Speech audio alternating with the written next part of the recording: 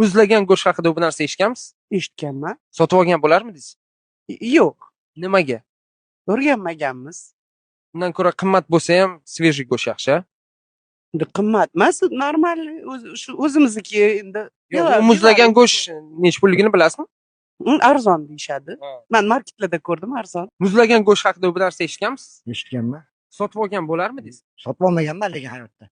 Nimaga sotib olib bo'lmaydi u go'sht? Yo, sotib olsa bo'ladi, men sotib olmaganman. Nimaga? Yaxshi, 140 mingni o'rniga 70 mingga go'sht sotib olyapmiz. Men hayotda o'z to'g'risini aytsam, go'sht olmaganman-da o'shanga. Eshitganman magazinda. Go'sht yemaysizmi? Yeyman, o'zimni qarindoshim do'konda ham sotadim. Mana bu 70 minglik go'sht. Xo'p, ha. Sotib olgan bo'larmidingiz? Hindistondan kelgan, Pokistondan kelgan.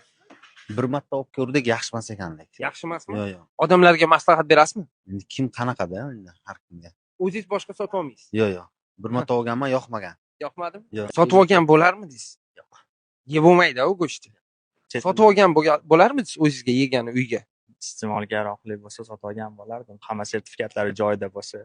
Men muzlagan go'sht umuman sotib olmayman. Nimaga? Yoqmaydi. Muzlagan go'sht haqida bu narsa eshitganmisiz? Ha, eshitganman. Sotib olgan bo'larmidingiz? Yo'q.